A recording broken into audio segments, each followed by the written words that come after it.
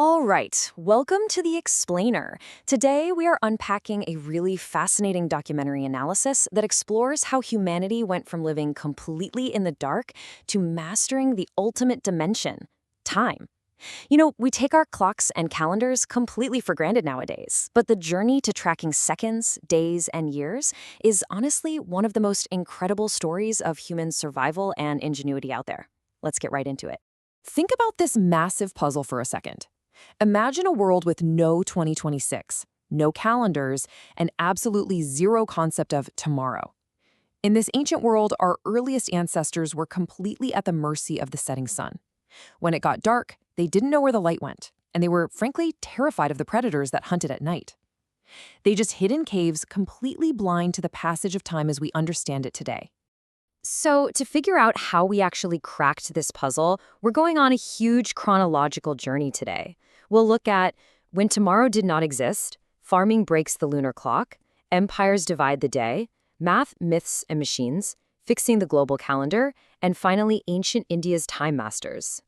Starting right at the beginning, part 1, when tomorrow did not exist. We're going way back, like 1.5 to 2 million years ago, in the dense forests of the ancient world, a time when ancestors like Homo erectus literally couldn't comprehend the idea of tomorrow. It wasn't that they were unintelligent, nature just hadn't given them the biological hardware to think about the future yet. You see, early hominids lacked a highly developed prefrontal cortex. Think of that part of the brain as your internal CEO. It's what handles all your future planning. Because theirs was so small, they were entirely reactive. When they felt hungry, they hunted. When the sun went down and their internal clocks made them sleepy, they hid. The actual thought of saving food for tomorrow just could not exist in their minds. But then, boom, the cognitive revolution hits. A new species, Homo sapiens, arrives with a much larger 1,350 cubic centimeter brain, and everything changes. We developed episodic memory and complex language. Suddenly, a hunter could sit safely in a cave, remember a lion attack from yesterday, and actually plan a safer hunting route for tomorrow. Language tied the past, present, and future together. We finally started to feel the flow of time. Which brings us to part 2. Farming breaks the lunar clock.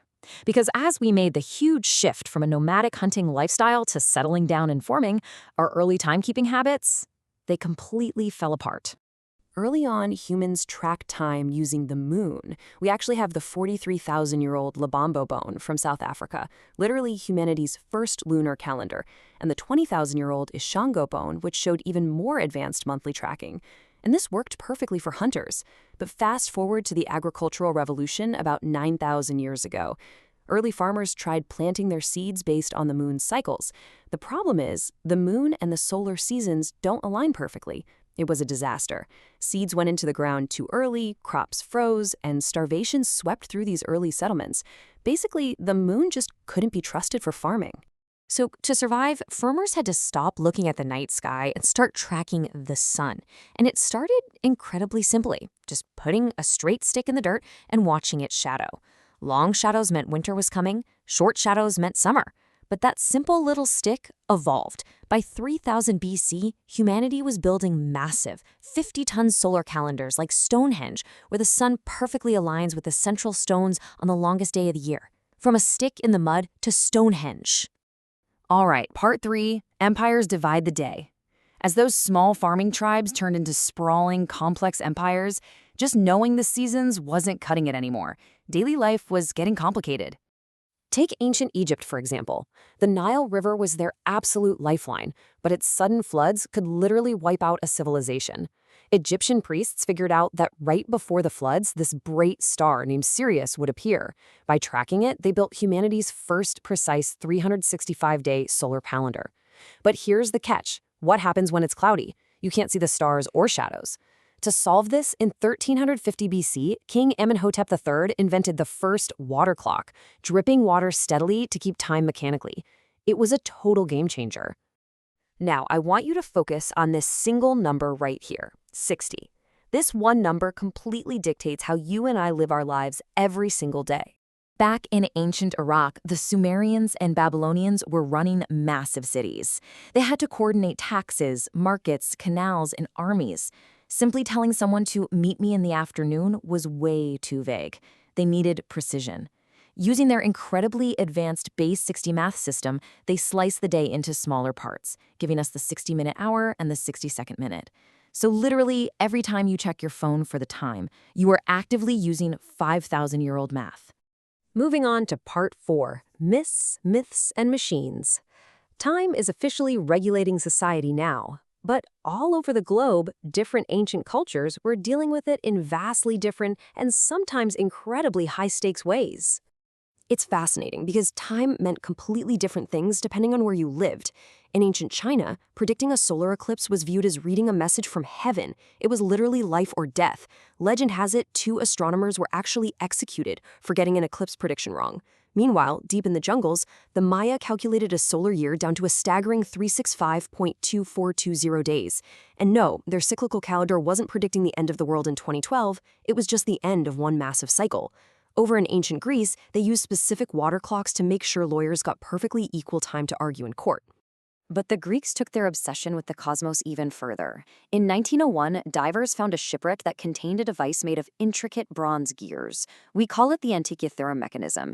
It could predict eclipses, moon phases, and planetary positions with such precision that scientists today consider it the world's very first analog computer. Just unbelievable engineering. That leads us to Part 5. Fixing the global calendar. Because as human history kept marching forward and empires started colliding, the world desperately needed a standardized way to talk about the past and the present without total confusion. Now, the Roman Empire was a superpower, right? But their calendar was a highly corrupt mess.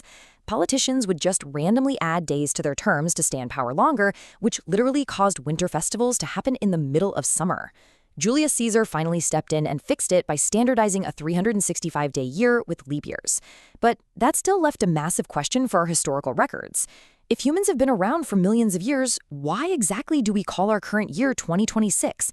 Where did the counting start? Time itself never stopped, obviously, but we basically needed an anchor, a historical ground zero. Eventually, the birth of Jesus Christ was adopted as an arbitrary 0 point for the timeline. This gave humanity a clean slice for its records. BC, or before Christ, for all those ancient empires, and AD, Anno Domini, for everything that happened after. And finally, Part 6, Ancient India's Time Masters. We absolutely have to talk about how ancient India approached this, because their scientific and architectural precision was honestly millennia ahead of its time. Just look at this incredible progression. Around 5,000 years ago, the Indus Valley civilization had already perfected standardized brick measurements across totally different cities. Then, at their Lothal dockyard, they were calculating precise lunar tides to ensure safe maritime trade. Moving into the Vedic age, they authored the Vedanga Jyotisha, strictly codifying the rules of cosmic time. And then in the Gupta Empire, the brilliant astronomer Aryabhatta not only gives the world the invention of zero, but correctly theorizes that the Earth rotates on its own axis. This profound, unbroken scientific mastery is exactly why, in 1957, an independent India adopted the highly accurate ancient Saka Samvat as its national calendar. And they didn't just calculate time, they literally carved it into stone. This is the 13th century Konark Sun Temple.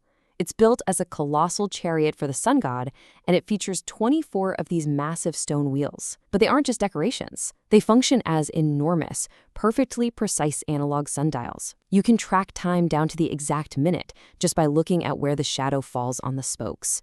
No electricity, just pure architectural genius. So from early ancestors terrified of the dark, to tracking moon phases on bones, to giant stone wheels and base 60 math, humanity has continually tried to master this invisible force. We've caged time into seconds and calendars to build our modern civilization, but it leaves us with one final, pretty profound thought to ponder today. Do we truly control time, or does time ultimately control us? Thank you so much for joining me on this explainer. What aspect of our ancient history should we dig into next? Keep questioning the world around you.